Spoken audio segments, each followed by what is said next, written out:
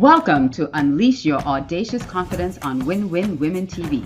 This show is all about sharing the tips, tools, and techniques that will allow you to step boldly in the direction of your dreams, despite your feelings, fears, or past failures, to imagine what's possible for yourself and live the life you deserve. Well, hello, and welcome to this episode of Unleash Your Audacious Confidence here on Win-Win Women TV. I'm your host, Alicia Couri, and I am super thrilled for this topic today. Oh my goodness, it is so timely, and I'm just over the moon about what we're going to discuss, especially for women. This is especially for us women to break free of so much of the guilt and shame that sometimes comes with the money conversation. But before I get to that, I want to invite you to go to the winwinwomen.com website, check out the store. If you want to connect with me, if you want to know anything more about what I have and how I share, and I have 3 web shows and a podcast. If you want to know any more about that, please go to alicia360.com, connect with me. And as always, I have a free course available on audaciousconfidence.com. If you're looking to up-level your confidence, just check that out. It's free to you. It's an ebook and a mini video course. So you're welcome to check that out as well. On the show today is my guest, Priya Kumar. And Priya, tell everybody who you are and what you do. Hi, Alicia, and hi, everyone. I am Priya Kumar, and I'm a financial literacy coach. What I do is I partner with nonprofits that serve women of survivors of domestic violence and sexual abuse. And I also partner with nonprofits that actually help put kids out of the street, pretty much bringing them education on how to really build their lives. And for women, how to really rebuild after divorce or something that they have gone through that has really shattered their belief in themselves.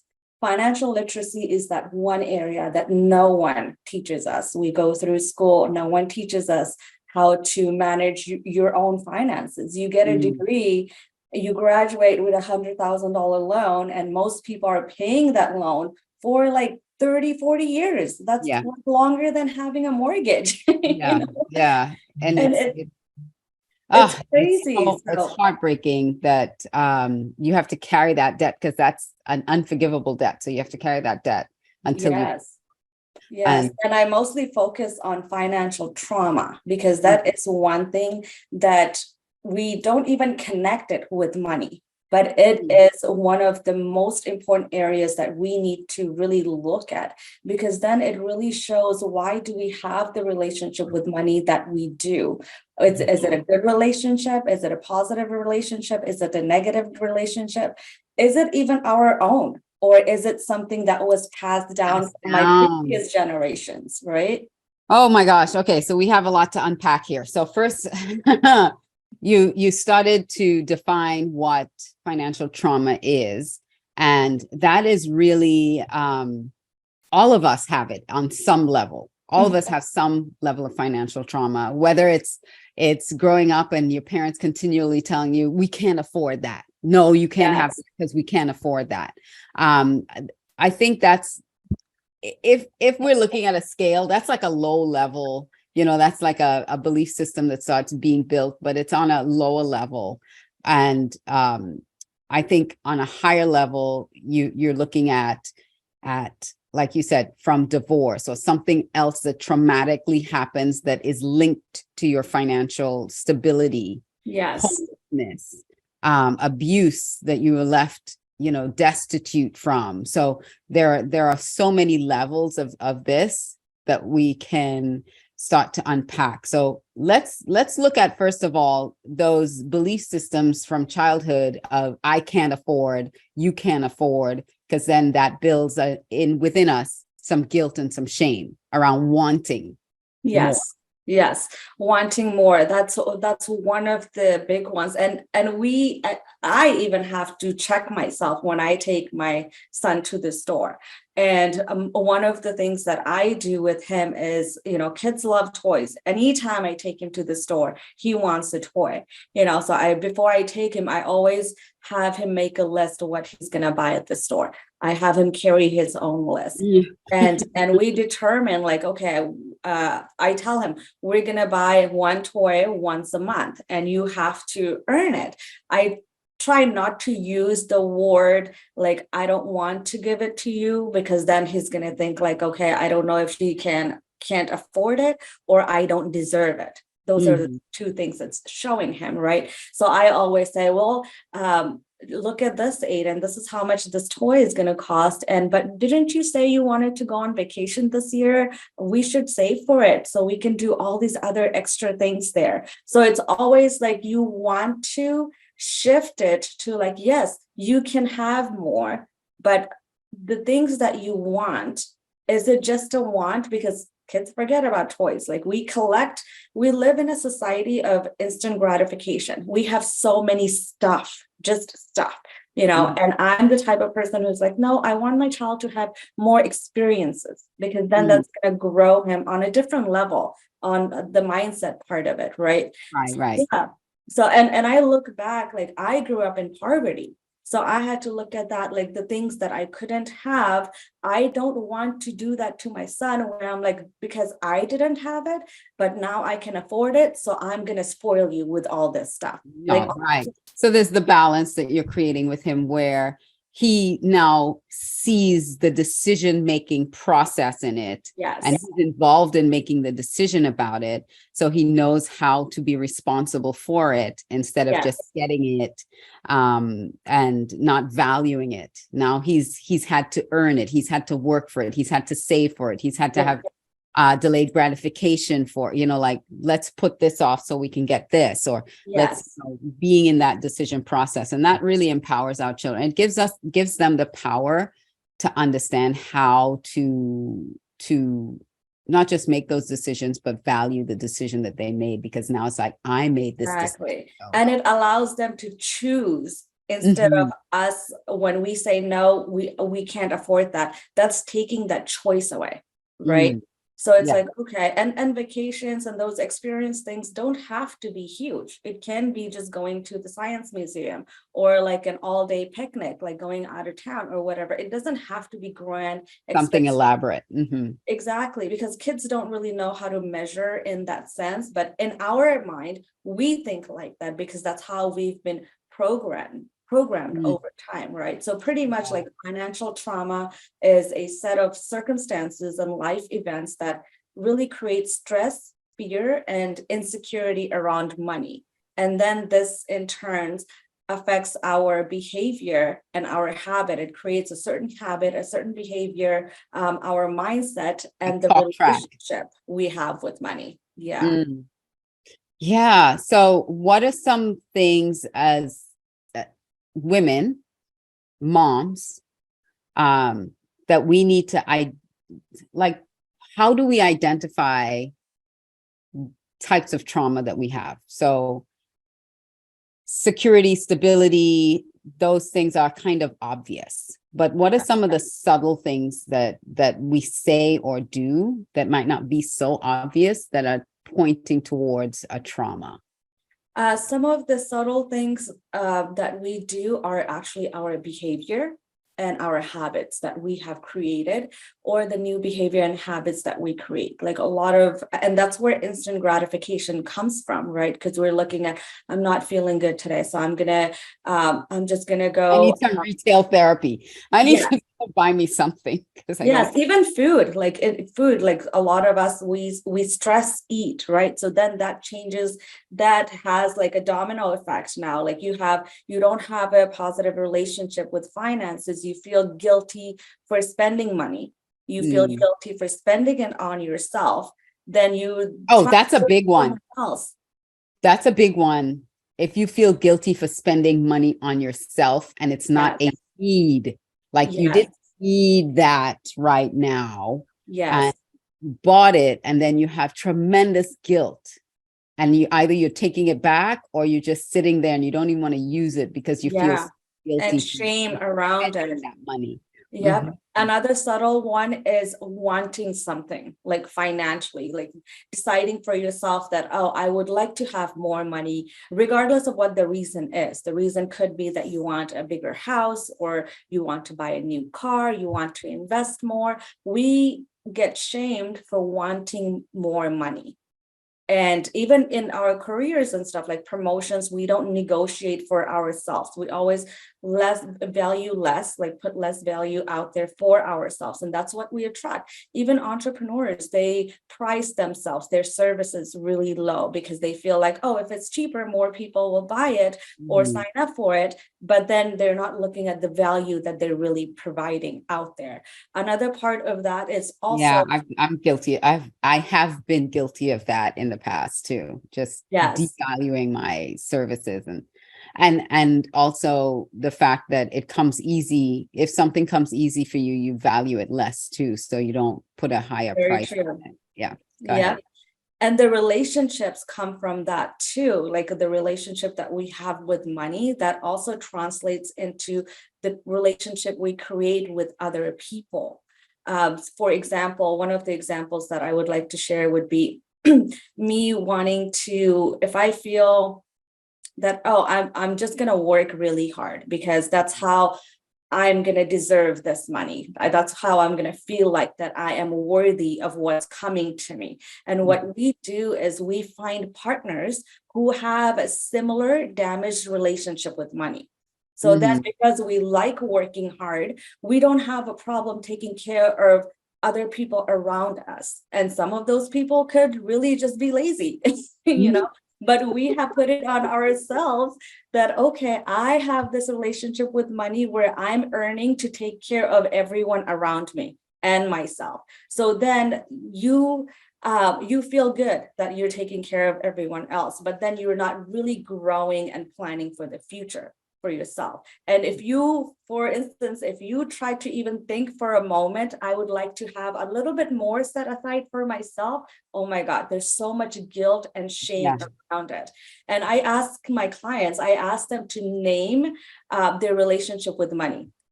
Imagine this money was a person, and if they gave it a name, what relationship is that? And I always say money is my grandfather, because my grandfather always showed up. He just knew I needed his help, so he'll just show up. So that's the relationship I have, because I loved my grandfather and he was always there for me. He supported me. He, supported my dreams. So that's how I want to see money. It supports my dream. I loved my grandfather, and I love money in that sense. Like, people shame us for loving money. Yes, there's some people who have a negative way of loving money. We all do, just like an abusive relationship. They show their love through abuse. And you're like, well, if you love me, you're not going to abuse me, right? Same goes to money, but we don't think of it in that sense. We shame ourselves for wanting more of it and having a positive, loving relationship with money. Yeah,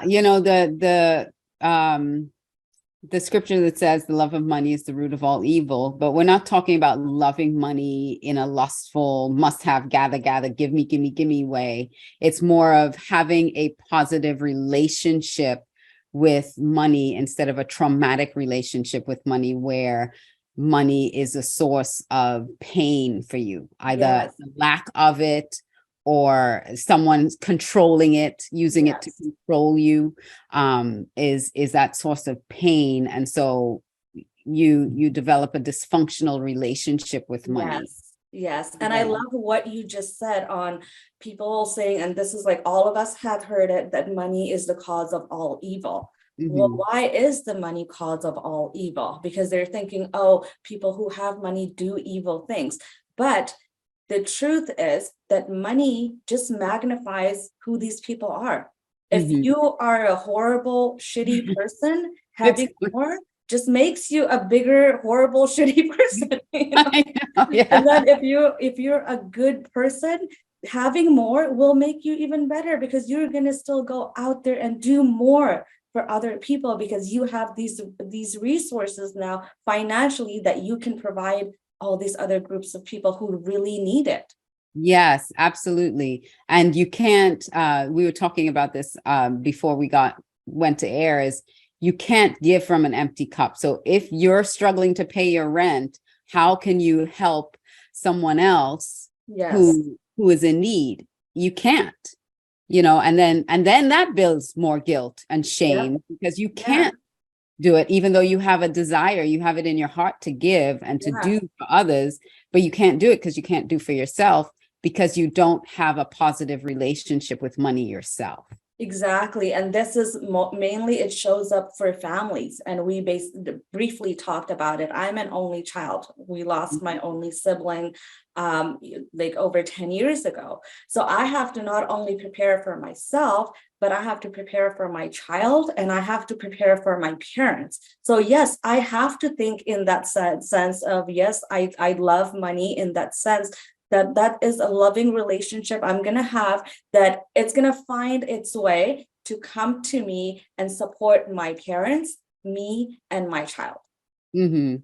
Yeah, Yeah, because you can't um, push something away and expect it to come into your life. Like, exactly. you can't have this idea that money is horrible and I can't want it and I can't need it.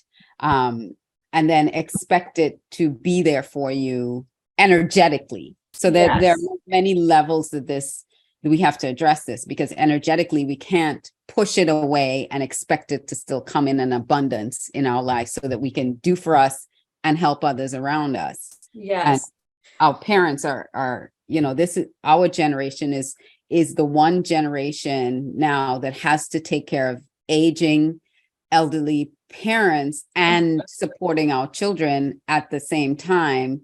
And that's it's put a tremendous burden on this Gen X. Yeah, because the baby boomers are aging out, and so now our generation is faced with having to deal with these two generations and supporting ourselves at the same time. Correct. And if you really also look at the baby boomers, they have built their life a certain way. When they were growing up, the mindset was that you get a job, you work hard, you get married at a certain age, you have kids at a certain age, you have property assets by a certain age, and then the coming generations And the who didn't company will really. take care of you. Your pension will be there. You'll have Yes. Medicare. You'll have Yes. Social Security, and all these other things will be there. Correct. But and then when they tried to pass down some of those tools to their kids, there was a disconnect. So it didn't really attach with the children. And when they grew up, they didn't really build themselves financially. And a lot of baby boomers actually went into debt trying to save their kids and help them out. And a lot of them also had to come out of retirement because now they're like, okay, I planned well for this, but with inflation and how the times have changed, I can't take care of myself. Mm. And if they had more tools, if they really understood it and passed those tools down to the next generation, like these are the things that you need to really look at. And because as parents, we can't save our children, like we can't prevent them from life's challenges, the painful events and things like that. But a lot of families don't really know what type of tools to pass down to them to overcome those challenges. Like Okay. the causes, the trauma causes are, the family, peer mindset, the environment, poverty, war, government, unrest, even like worldwide stuff. Like we are going through like Yeah, we this. went through the pandemic and Yes, housing all of that. crisis, Yeah. inflation. We're going through all of that right now. So, all right. So give us some tips on how, first of all, we talked about identifying the traumas, but if once we've identified certain things that we say or do, and we can stop ourselves and say, oh, okay, now I see it. There's something behind what I'm saying here. What are some of the ways that we can start to shift that? That's a great question, because a lot of us don't pay attention to those mindsets, those things that those behaviors. We may think, oh, it's everyone does it, it's normal, but our Mhm. personal relationship with money is very different. One of the easiest exercise that you can do to change this relationship is literally just take a piece of paper and fold it in half. And then you open it back up, and on the left side of it, just write down all the things that you have heard from your dad's side of the family. On the right side, write down all the things like the money mindset and everything about money that you've heard from your mom's side of the family. And then you turn the paper over and then you write down everything that you believe and think about the money. Now you connect the dots, like your mindset, where is it really coming from? And then Mm. you want to write down all the traumatic events of your life, like going through a divorce, or you invested money and you felt like you got cheated and you lost money in the stock market, or you started a business and your business And partner it embezzled failed. you, or whatever it may be. Write all those things down, and then take another piece of paper and you write your own thoughts around money. What is it that you believe about money and you think about money, and your behaviors, how you act? Like when a bill is due, do you look at it and you're like, oh my God, that time of the month, I'm not going to have anything left? Or How about you don't even open the envelope? I know this is a oh bill. my I God, don't even that's want a to see big it. one. I Yes. don't even want to open it and see it. Yeah, and So, not even wanting to talk about money with your spouse or your partner. Like it's that one topic that everyone avoids, and you're not planning together. But in your head, you constantly frustrated, like, oh, he should do more, or she needs to do more, or he needs to plan this, he needs to have the life insurance in place, he needs to have the investment accounts in place. But there's no conversation. We're like talking in our head, right? So yeah, when you write it down, it paints a clear picture of where your relationship with money is really coming from. And mm, then you want to write down the mindset that you want to have, the abundant relationship that you want to have with money.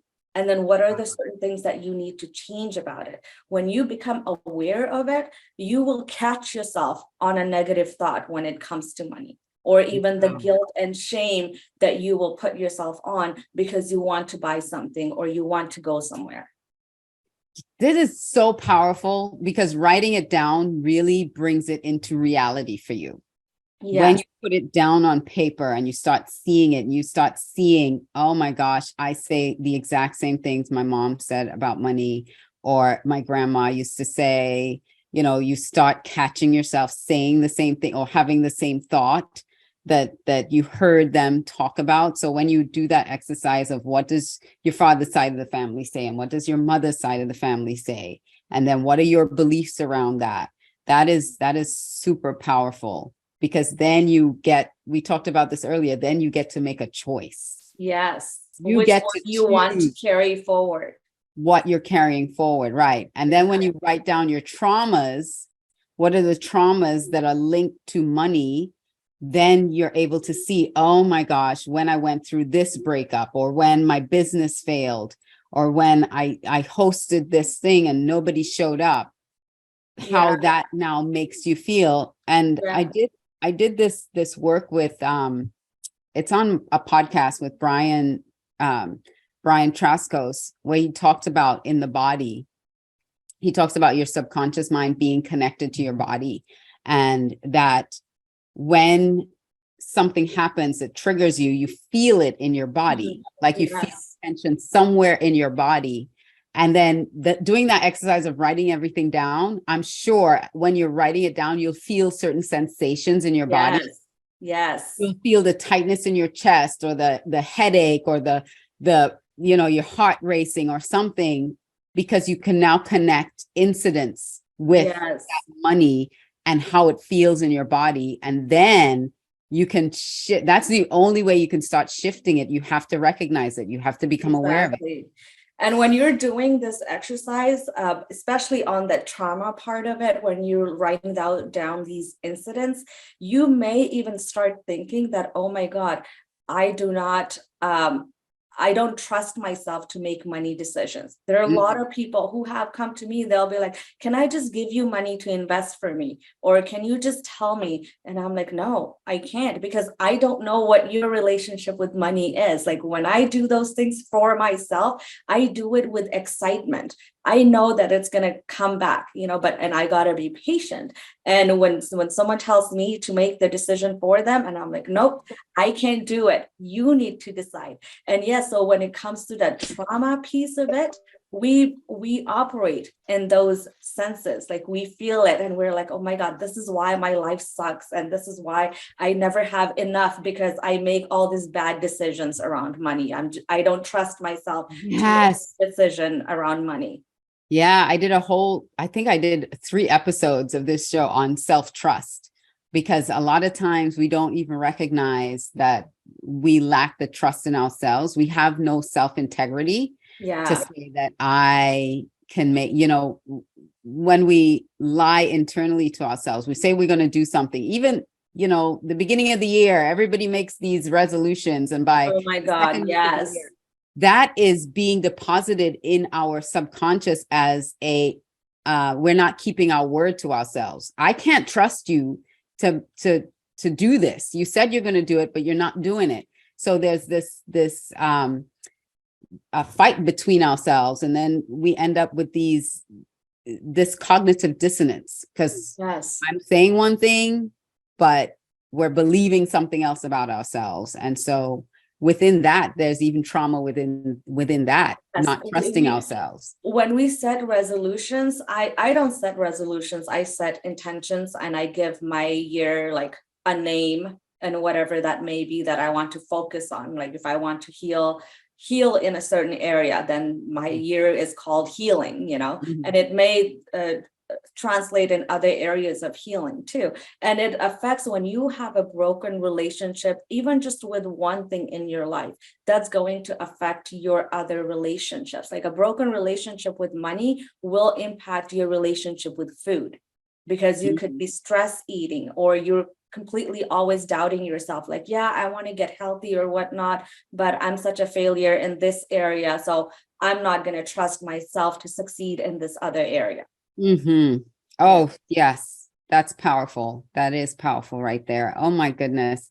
Priya, I cannot believe we are almost out of time. So give us, 2 things. Tell everybody how they can get in touch with you, and then give us probably 2 or 3 little tips that, aside from that great tip that you gave us about how to unpack a lot of this, like how can we start shifting? Okay, awesome. Well, you can reach me at, you can connect with me on any social media. On Instagram, my handle is profitcoach.priya.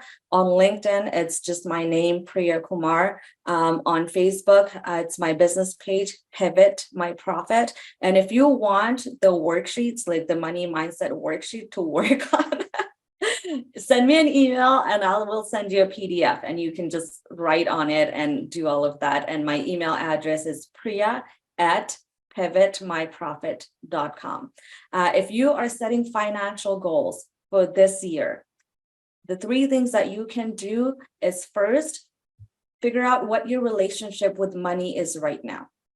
And then number 2, what relationship you want to have with money, and what you need to do in order to create that relationship with money. And then the goals that you have for this year, your financial goals, how are you going to reach them? And think in small steps. If your goal is to just get a promotion, focus on that one thing. What do you need to do to get to the next level? What do you need to build right now? So any money goal that you are setting for yourself, break it down in smaller pieces, smaller steps, and just do one thing. I tell myself, I'm just going to do one thing more today. And it doesn't matter what it looks like. I will just set that one goal. Sometimes it's just reading a new book about money, maybe, or watching a YouTube video that's going to help me on budgeting or something like that, So like little steps that's going to help you take the bigger step. And I kid you not, by the time the year ends, 12 months comes around, you will see how much of a huge difference that you have made for yourself. You may not reach that ballpark number on your financial goal, but along the way in the process, you have improved your relationship with money. You have a better mindset with money. You are more confident and you have more gratitude. So don't leave your emotions out of it. If you are even growing emotionally, your mindset is changing and all of that, look at those little changes that you're making, because those are all the pieces that you need for the next step. This is so huge. That's about building those micro habits, those atomic habits. If you haven't checked out that book yet, by James Clear, it's all about doing the little things that's going to amass, create a big impact if you continue to build the habit little by little. I love that. Thank you so much, Priya. And again, you can contact, reach out to Priya. And if you'd like to know more about me or our shows or our podcast, you can go to alicia360.com. And don't forget, you can take our free course on audaciousconfidence.com. And I just love this show. Priya, I'm going to have to bring you back again because we need to continue this conversation and continue to educate everyone on how to overcome the trauma of the financial trauma to that keeps us stuck. Really, it keeps us financially stuck. And it's all about building the positive relationship with money. So thank you, everyone, for joining us. We'll see you next time on another episode at the same time, same place for Win-Win Women Unleash Your Audacious Confidence on Win-Win Women TV. Thank you for joining us.